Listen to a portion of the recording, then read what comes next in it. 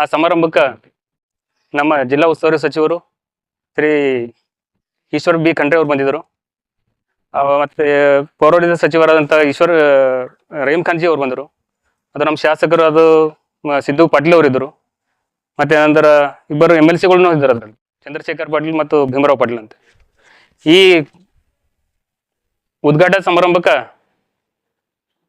ನಮ್ಮದು ಪುರಸಭೆ ಅಧ್ಯಕ್ಷರಲ್ಲಿ, ಹುಮ್ನಾಬಾದ್ ಪುರಸಭೆ ಅಧ್ಯಕ್ಷರಲ್ಲಿ, ಉಪಾಧ್ಯಕ್ಷರಲ್ಲಿ, ಅಥವಾ ಚುಡುಪ ಅಧ್ಯಕ್ಷರಲ್ಲಿ ಯಾರು, ಅಥವಾ ನಮ್ಮ ಹಳಿಕೆಡದವರು ಅಲ್ಲಿ ಅಧ್ಯಕ್ಷ ಉಪಾಧ್ಯಕ್ಷ ಯಾರೂ ಬಂದಿಲ್ಲ. ಇದಕ್ಕೆ ಅವ್ರದ್ದೇ ಇವರು ಪೌರಾಡಳಿತ ಸಚಿವರಿದ್ದರು ಮತ್ತು ಜಿಲ್ಲಾ ಉಸ್ತುವಾರಿ ಸಚಿವರಿದ್ದರು. ಬರ್ಲಿಕ್ಕೆ ಯಾಕೆ ಬಂದಿಲ್ಲ, ಅದು ತಾರತಮ್ಯ ಯಾಕೆ? ಇದಕ್ಕಿಂತ ಮೊದಲು ಹಳಿಕೆಡಲ್ಲಿ, ಹುಮ್ನಾಬಾದಲ್ಲಿ, ಚುಡುಗುಪ್ಪದಲ್ಲಿ ಮಾಜಿ ರಾಜಶೇಖರ್ ಗೌಡ್ರವರು ಉದ್ಘಾಟನೆ ಮಾಡಕ್ಕೆ ಬಂದಿರು. ಮಾಜಿ ಅಧ್ಯಕ್ಷ ಇದ್ದರು, ಅವರು ಶಾಸಕರಿದ್ದರು. ಅವಾಗ ಬಂದಾಗ ನಾವು ಪಕ್ಷ ಭೇದ ಮರೆದು ಎಲ್ಲರೂ ಬಂದಿದ್ದೆವು. ಯಾಕೆ ಅವು ಎಲ್ಲ ಡೆವಲಪ್ ಆಗಲ್ಲ ಅಂತೇಳಿ ಒಂದು ಉದ್ದೇಶದಿಂದ ಎಲ್ಲರೂ ಬಂದಿದ್ದೆವು. ಬಟ್ ನೀವು ಅಧ್ಯಕ್ಷ ನೀವಿದ್ರೆ ನೀವೇ ಅಧ್ಯಕ್ಷ ಉಪಾಧ್ಯಕ್ಷ ನೀವೇ ಹಾಕಿದ್ದೆ. ಇದಕ್ಕೆ ಬರ್ಲಕ್ಕೆ ಬಂದಿಲ್ಲ. ಇದಕ್ಕೆ ಹೈಕಮಾಂಡಿನ ಆರ್ಡರ್ ಮಾಡಿದ್ದೆ ನಿಮಗೆ. ಹಿಂದಕ್ಕೆ ಅವ್ರು ಬಂದರು, ಎಲ್ಲರೂ ಬಂದರು. ನಾವ್ಯಾಕಂದ್ರೆ ಎಲ್ಲ ಡೆವಲಪ್ ಆಗಬೇಕು, ಎಲ್ಲ ನಗರಗಳೆಲ್ಲ ಡೆವಲಪ್ ಆಗಬೇಕಂತ ಒಂದು ಉದ್ದೇಶದಿಂದ ನಾವೆಲ್ಲರೂ ಪಕ್ಷ ಭೇದ ಮರೆತು ನಾವೆಲ್ಲರೂ ಬಂದಿದ್ದೆವು. ಎಲ್ಲ ವಾರ್ಡ್ ಎಲ್ಲ ಡೆವಲಪ್ ಆಗಬೇಕಂತ ಒಂದು ಉದ್ದೇಶದಿಂದ ಎಲ್ಲರೂ ಬಂದಿದ್ದೆವು. ಬಟ್ ಇದಕ್ಕೆ ಯಾಕೆ ಬಂದಿಲ್ಲ? ನೀವು ಪೂರ ಬೆಂಗ್ಳೂರಿಗೆ ಹೋಗಿ ನಾವು ಬರ್ತೇವೆ, ಬೆಂಗ್ಳೂರಿಗೆ ಹೋಗಿ ಸಚಿವರು ಬಲ್ ಹೋಗಿದ್ದೆವು, ಅವ್ರ ಬಲ್ ಹೋಗಿದ್ದೆವು, ಇವ್ರ ಬಲ್ ಅಲ್ಲಿ ಫಂಡ್ ತರ್ತೇವೆ ಅಂತ ಹೇಳಿದ್ರು. ಈ ಫಂಡ್ ಬಂದಾಗ ಅವ್ರು ಉದ್ಘಾಟನೆ ಮಾಡಕ್ಕೆ ಬಂದ್ರೆ ನೀವ್ಯಾಕೆ ಬಂದಿಲ್ಲ? ಅದಕ್ಕೆ ನಿಮ್ಮ ಮನಸ್ಸಿನಾಗ ಏನು ಇದಕ್ಕೆ ಡೆವಲಪ್ ಮಾಡ್ಬೇಕೇನ? ಸಿದ್ದುಗೌಡ್ರ ಹೆಸರು ಬರ್ತಾನೆ ಡೆವಲಪ್ ಆದ್ರೆ ಅದಕ್ಕೆ ಒಂದು ಉದ್ದೇಶದಿಂದ ನೀವು ಬಂದಿಲ್ಲೇನೋ? ಇದಕ್ಕೆ ಉತ್ತರ ಕೊಡ್ಬೇಕಲ್ಲ. ಇದಕ್ಕೆ ಯಾಕಂದ್ರೆ ಬಂದಿದ್ದಾವೆ ಎಲ್ಲ ಇದಕ್ಕಿಂತ ಮೊದಲು ನೀವು ಒಂದ್ಸಲ ಇದು ಮಾಡಿ ಚೆಕ್ ಮಾಡ್ರಿ. ನೀವು ಎಲ್ಲರೂ ಬಂದಿವ್, BJP-ಯಲ್ಲಿ, JDS ಇರಲಿ, ಯಾವುದೇ ಇಲ್ಲಿ ಪಕ್ಷ ಭೇದ ಮರೆದ್ರೆ ಎಲ್ಲರೂ ಬಂದಿದ್ದಾವೆ. ಯಾಕೆ ಡೆವಲಪ್ ಆಗಬೇಕು ಅಂತ. ಯಾವ ಪಾರ್ಟಿಗೆ ಬೇಕಲ್ಲ, ನಮ್ಗೆ ಡೆವಲಪ್ ಬೇಕಾಗಿದೆ. ಯಾರು ಬಂದಾರೋ ಅವ್ರಿಲ್ಲ ಅಂತದ್ದು ಬೇಕಿಲ್ಲ. ಇದಕ್ಕೆ ಯಾಕೆ ಬಂದಿಲ್ಲ? ನಿಮ್ಮ ಹೈಕಮಾಂಡ್ಗೆ ಆರ್ಡರ್ ಮಾಡಿದ್ದೇನೆ ನೀವು ಬರಬಾರ್ದು ಅಂತೇಳಿ. ಯಾಕೆ ಬಂದಿಲ್ಲ, ಅದಕ್ಕೆ ಉತ್ತರ ಕೊಡ್ಬೇಕಂತೇಳಿ ಮೊನ್ನೆ ನಡೆದ ಕಾರ್ಯಕ್ರಮದಲ್ಲಿ ನಮ್ಮ ಹುಮ್ನಾಬಾದ್ ಪಟ್ಟಣಕ್ಕೆ 2-3 ದಿನಕ್ಕೊಮ್ಮೆ ನೀರು ಬರ್ತಿತ್ತು. ಇದು ಶಾಶ್ವತ ಟೋಟಲ್ ನೀರಿನ ಸಮಸ್ಯೆ ಆಗಬಾರ್ದು, ಶಾಶ್ವತ ಕುಡಿಯೋ ನೀರಿನ ಕಾರ್ಯಕ್ರಮ ಇದಾಗಿತ್ತು. ಇದು ಹುಮ್ನಾಬಾದ್ ಪಟ್ಟಣದ ತಾಲೂಕಿನ ಇತಿಹಾಸದಲ್ಲೇ 161 ಕೋಟಿ ರೂಪಾಯಿ ವೆಚ್ಚದಲ್ಲಿ ಎಲ್ಲಕ್ಕ ಒಂದು ದೊಡ್ಡ ಕಾರ್ಯಕ್ರಮ, ಐತಿಹಾಸಿಕ ಕಾರ್ಯಕ್ರಮ ಮೊನ್ನಿನ ಕಾರ್ಯಕ್ರಮ. ಆದ್ರೆ ಮೊನ್ನೆ ನಡೆದ ಕಾರ್ಯಕ್ರಮಗಳಿಗೆ ಎಲ್ಲ ಅಧ್ಯಕ್ಷರಿಗೆ, ಸದಸ್ಯರಿಗೆ ಎಲ್ಲ ಒಂದು ಇನ್ವಿಟೇಷನ್ ಗೌರ್ಮೆಂಟ್ ಕಾರ್ಡ್ ಕೊಟ್ಟಾರ. ಗೌರ್ಮೆಂಟ್ ಕಡೆಯಿಂದ ಎಲ್ಲರಿಗೆ ಒಂದು ಇನ್ವಿಟೇಷನ್ ಕಾರ್ಡ್ ಕೊಟ್ಟಾರ. ಆದರೂ ಕೂಡ ಅವರು ಬಂದಿಲ್ಲ. ಅಧ್ಯಕ್ಷರು, ಕಾಂಗ್ರೆಸ್ ಸದಸ್ಯರು ಯಾರು ಕೂಡ ಕಾರ್ಯಕ್ರಮ ಬಂದಿಲ್ಲ. ಆದರೆ MLCಗಳಾದ ಭೀಮರಾವ್ ಪಾಟೀಲ್ ಅವರು ಮತ್ತು ಚಂದ್ರಶೇಖರ್ ಪಾಟೀಲ್ ಅವರು ಇಬ್ಬರು ಬಂದು ಸಾಥ್ ಕೊಟ್ಟಿದ್ದಾರೆ ಅಭಿವೃದ್ಧಿಗೆ. ಬಟ್ ಇವರಿಗೆ ಅಭಿವೃದ್ಧಿ ಮಾಡೋದು ನನ್ನ ಪ್ರಕಾರ ಇವರು ಕಾಂಗ್ರೆಸ್ ಸದಸ್ಯರಿಗೆ, ಅಧ್ಯಕ್ಷರಿಗೆ ಅಭಿವೃದ್ಧಿ ಟೋಟಲಿ ಮಾಡೋದು ಆಸೆ ಇರ್ಲಿಕ್ಕಿಲ್ಲ. ಮತ್ತು ಯಾವ ಉದ್ದೇಶ ಇಟ್ಕೊಂಡು ಇವರು ಕಾರ್ಯಕ್ರಮಕ್ಕೆ ಬಂದಿಲ್ಲ ಅವರು ಹೇಳಬೇಕು. ಎಲ್ಲರಿಗೆ ಒಂದು ಮನೆಗೆ ಹೋಗಿ ಕಾರ್ಡ್ ಕೊಟ್ಟಾರ, ಎಲ್ಲ ಕೊಟ್ಟಾರ ಅವ್ರಿಗೆ. ಮತ್ತು ಯಾವ ಉದ್ದೇಶ ಇಟ್ಕೊಂಡು ಅವ್ರು ಬಂದಿಲ್ಲ ಈ ಮನೆಯ ಕಾರ್ಯಕ್ರಮಕ್ಕೆ.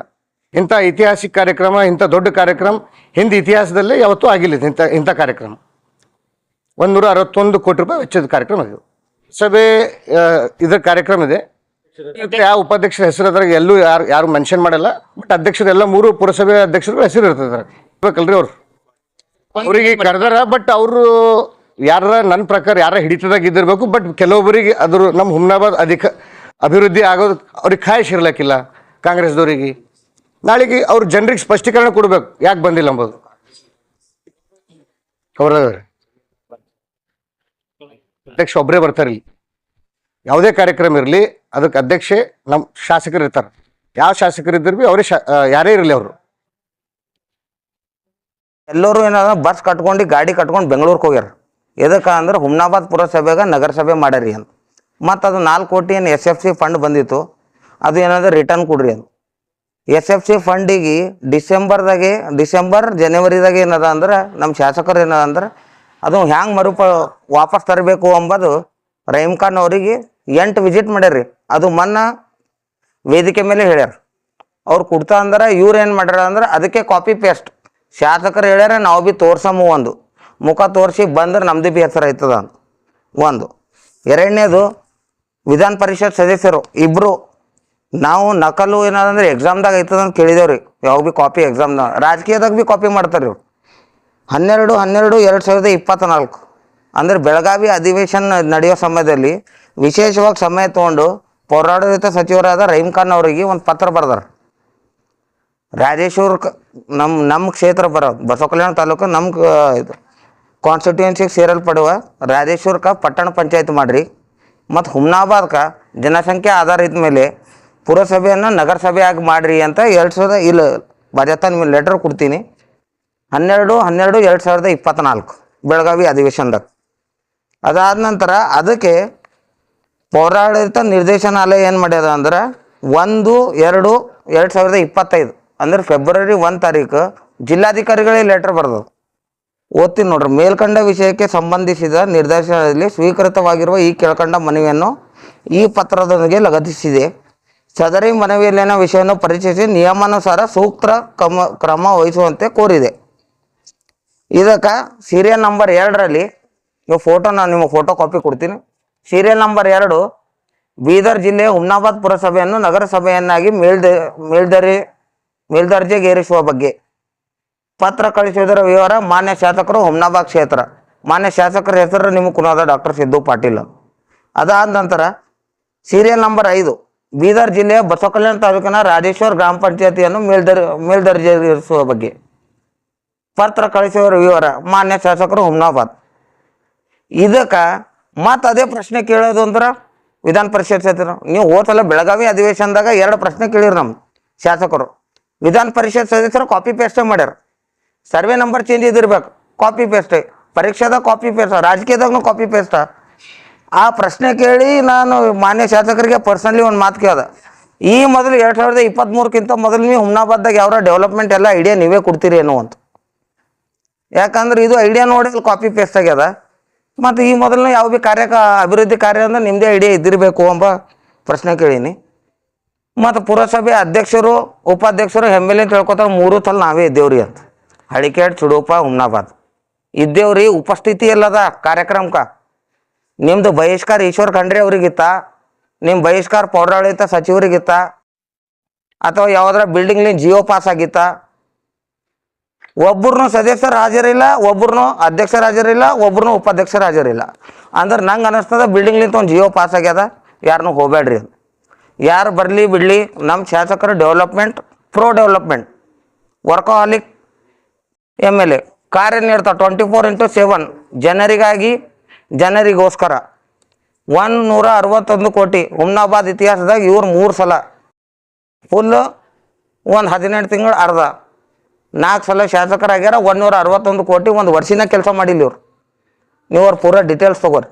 ಸಚಿವರಾಗಿ 1.5 ವರ್ಷ ಇದ್ದರೂ 101 ಕೋಟಿದು ಯಾವ್ದು ಭೀ ಅನುದಾನದ ಇಲ್ಲಿ ಕಾರ್ಯಕ್ರಮ ಮಾಡಿಲ್ಲ ಅವರು. 161 ಕೋಟಿ. ಅದಕ್ಕೆ ಪುರಸಭೆ ಸದಸ್ಯರಿಗೆ ನಾವು ಇದು ಜನರಿಗೋಸ್ಕರ ಪ್ರೆಸ್ ಮೀಟ್ ಮಾಡಿದ್ದೇವೆ. ಪುರಸಭೆ ಸದಸ್ಯರು ಯಾಕಂದ್ರೆ ನಿಮ್ಮ ಮನೆಗೆ ಕುಡಿಯೋ ನೀರು ಹೊಂಟದ್ರಿ, ಆ ಮನೆಗೆ ನನ್ನ ವಾರ್ಡಿಗೆ ಬರ್ತದಂಬ ಖುಷಿನೇ ಇಲ್ಲ ಅವ್ರಿಗೆ. ಅಷ್ಟೇ ನೇರವಾಗಿ ಕಾಂಗ್ರೆಸ್ ಶಾಸಕರಿಗೆ ನನ್ನ ಪ್ರಶ್ನೆ, ನಿಮ್ಮ ವಿರೋಧ ಉಸ್ತುವಾರಿ ಸಚಿವರಿಗಿತ್ತ ಏನು ಪೌರಾಡಳಿತ ಸಚಿವರಿಗಿತ್ತ? ಇದು ನಮ್ಮದು ಪ್ರಶ್ನೆ ಕೇಳಿ ಕಾಂಗ್ರೆಸ್ ಅಧ್ಯಕ್ಷ ಉಪಾಧ್ಯಕ್ಷ ಸದಸ್ಯರಿಗೆ ಉಪಸ್ಥಿತಿಗೆ ನೇರವಾದ ಕಾರು ಪಾಸ್ ಆಗಿತ್ತು. ತಮಗೂ ಗುರ್ತದ.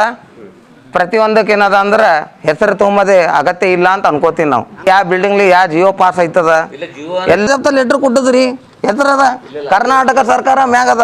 ವಿರೋಧ ವ್ಯಕ್ತಪಟ್ರೆ ಮಾಜಿ ಸಚಿವರಾದ ಸನ್ಮಾನ್ಯ ಶ್ರೀ ರಾಜಶೇಖರ್ ಪಾಟೀಲ್ ಅವ್ರದ್ದು ಆರ್ಡರ್ ಆಗಿತ್ತ ಬರಬಾರ್ದಂತೆ. ಹಾಗಾದ್ರಿ ನಮ್ಮ ಶಾಸಕರ ಆಯ್ಕೆ ಆಗಿ 22 ಕಡಿಮೆ ಅಂದ್ರೆ 1,000 ಕೋಟಿದು ಏನದ ಅಂದ್ರೆ ಪ್ರಸ್ತಾವನೆ ನೀಡಿದ್ದಾರೆ.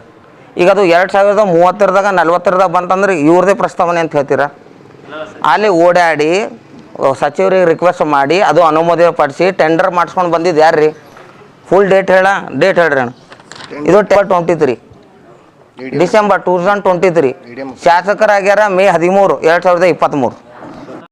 Coat pant, sherwani, suiting, shirting, sari, dress material ಹಾಗೂ ಮದುವೆ ಸಮಾರಂಭಗಳ ಎಲ್ಲ ತರಹದ ಬಟ್ಟೆಗಳು ಹೋಲ್ಸೇಲ್ ದರದಲ್ಲಿ ಲಭ್ಯ. ಹಾಗಿದ್ರೆ ಎಂದೇ ಭೇಟಿ ನೀಡಿ ಆರ್ಕೆ ಫ್ಯಾಷನ್ ಕಲೆಕ್ಷನ್, ಬಸ್ ನಿಲ್ದಾಣ ಎದುರುಗಡೆ, ಹುಮ್ನಾಬಾದ್. ಹೆಚ್ಚಿನ ಮಾಹಿತಿಗಾಗಿ ಸಂಪರ್ಕಿಸಿ 8660601957.